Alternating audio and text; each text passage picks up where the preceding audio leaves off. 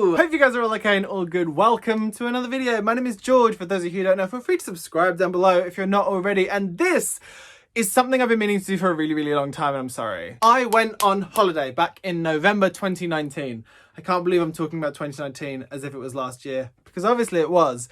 But it just feels weird to be talking about it, and it also makes my holiday feel even longer ago than it was. For anyone who is new to this channel or who doesn't watch those videos, there are like vlogs going up weekly of mine and Jordan's trip to Florida. We went to Orlando in November of 2019 and did vlogs for the whole thing. So from like the start of December right through to probably like the end of February, there's going to be a video up every week about what we were doing on our holiday. So that's going to be a long set of videos, but you know, at least it's weekly content. But while we were there, we went to Books A Million, which is a bookshop in America, obviously. When we went there in February 2017, we went to Books A Million and we went to Barnes & Noble. And it was on the day that we did the book shopping that the Revolut card, which is like a credit card that you can convert money on, their systems went down, so I didn't spend nearly as much money as I would have had the card worked.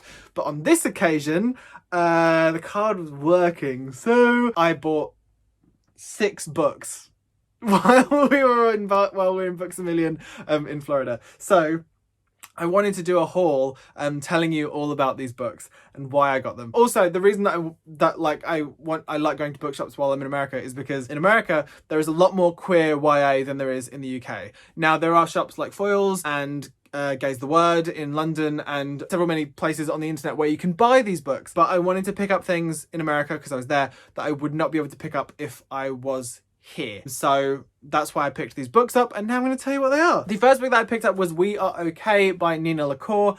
I've heard unbelievable things about this book. I have read Nina LaCour's book You Know Me Well, which is a collaboration with David Levithan, but I've never read a solo book by Nina LaCour.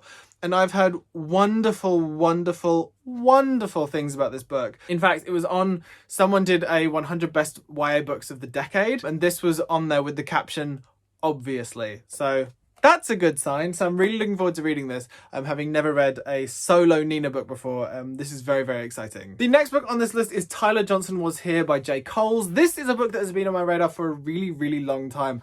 Mostly, this maybe make me seem like a really bad person, mostly because this is one of the most beautiful covers in the history of YA.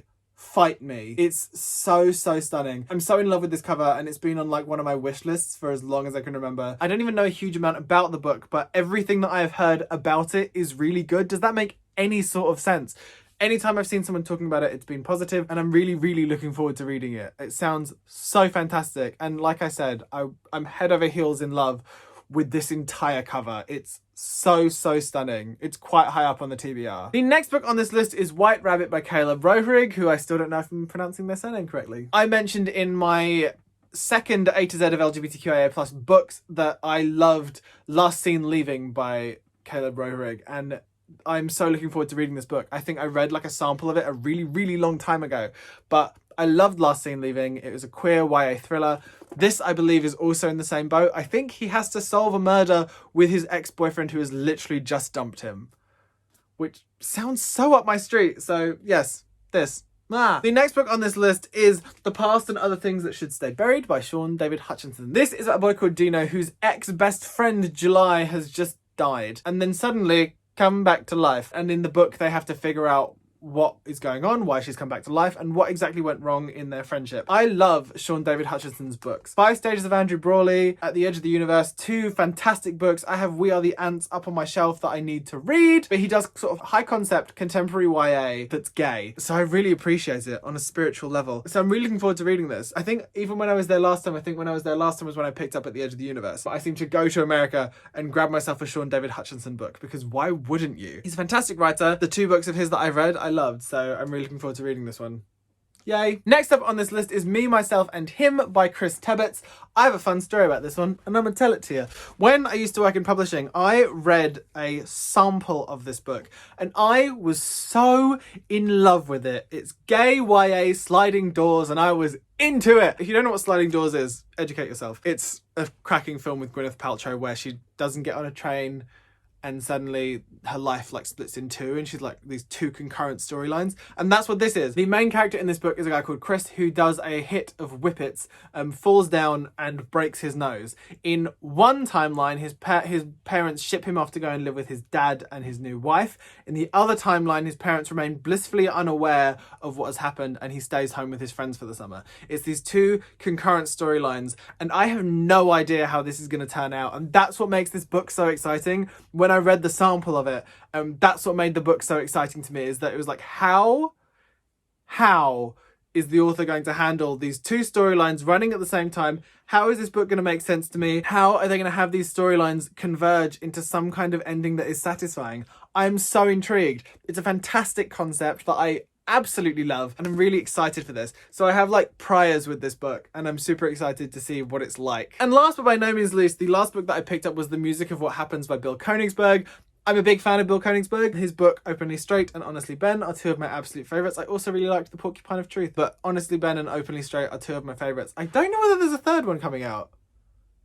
Have I made that up? I swear there's a third one in that series coming. I might be wrong. This is the story of a boy called Max and a boy called Jordan. Max is super chill, comfortable with being gay, loves his friends, all that jazz, very, very chill, but he has a secret. And then it's also about Jordan, whose mum is sort of spiraling out of control and he's having to run this food truck to kind of to raise the mortgage money so that they don't lose their house. In a chance encounter at the food truck, Max ends up working with Jordan on this food truck.